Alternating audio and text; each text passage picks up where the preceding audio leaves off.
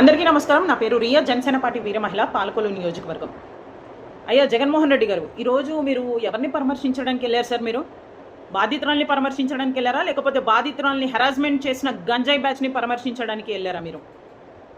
ఈ రోజున కూటమి ప్రభుత్వం హయాంలో చట్టం తన పని చేసుకొని మహిళల్ని హెరాస్మెంట్ చేస్తున్న వాళ్ళని శిక్షించి మరొక్కసారి మహిళల్ని ఎవరైనా హెరాస్మెంట్ చేస్తే శిక్ష తప్పదు అనే మాదిరిలో పనిచేస్తుంది ఈ రోజున చట్టం కూటమి ప్రభుత్వ హయాంలో.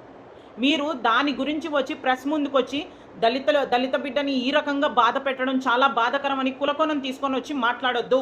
వాళ్ళు దళిత బిడ్డ అనేది మీరు కాసేపు పక్కన పెట్టండి. ముందుగా వాళ్ళు గంజాయి బ్యాచ్, అది వాళ్ళు ఏ వర్గం వాళ్ళైనా, ఏ స్థాయి వ్యక్తులైనా, ఎంత డబ్బు పలుకుబడి ఉన్న వ్యక్తులైనా మహిళల్ని ఏడిపించారు అంటే వాళ్ళు శిక్షకి అర్హులే. ఇది మీరు గమనించుకోవాలి.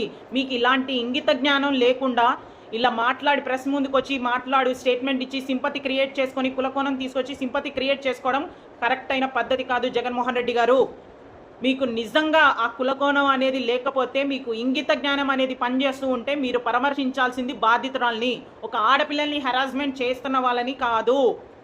అయినా నాకు తెలియక అడుగుతున్నాను, మీరు ఏనాడు బాధితుల వైపు నిలబడ్డారని ఈరోజు ప్రెస్ ముందుకు వచ్చి మాట్లాడుతున్నారు?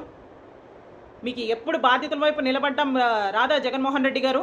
మళ్ళీ పైగా వచ్చి దళిత బిడ్డలని చెప్పి మాట్లాడుతున్నారు. ఏం జగన్మోహన్ రెడ్డి గారు, ప్రజలు మర్చిపోయారు అనుకున్నారా ఏంది? మీరు సుధాకర్ గారికి చేసింది, డోర్ డెలివరీ చేసినవి, ఇవన్నీ ప్రజలు మర్చిపోయారు అనుకున్నారా ఏంది? ఆనాడు గుర్తురాని దళితులు ఈరోజు పాపమని మీకు కనిపించేసిందా? దళితుల పక్షాన నిలబడ్డాను అన్న మాట మీరు చెప్పొద్దు. మీరు దళిత బిడ్డకి చెందిన వ్యక్తిని మీరు ఎప్పుడు కూడా చెప్పలేరు. ఒక దళిత మహిళగా నేను చెప్తున్నాను, ఏనాడు కూడా మీరు దళితుల వైపు నిలబడలేదు. మీకు నిజంగా అది దళితది అనేది దాని మీద అభిమానమే మీకు నిజంగా ఉండుంటే, వాళ్ళకి న్యాయం చేయాలనిపిస్తే డోర్ డెలివరీ చేసిన ఆ ఎమ్మెల్సీ క్యాండిడేట్ని ఈ రోజు వరకు మీరు శిక్షించలేదు. ఎందుకు శిక్షించలేదు? మీ మనస్సాక్షికైనా చెప్పుకోండి. మీరు ప్రజల దగ్గరకు వచ్చి అలాగో చెప్పుకోలేరు కదా. మీ మనస్సాక్షినన్నా అడగండి.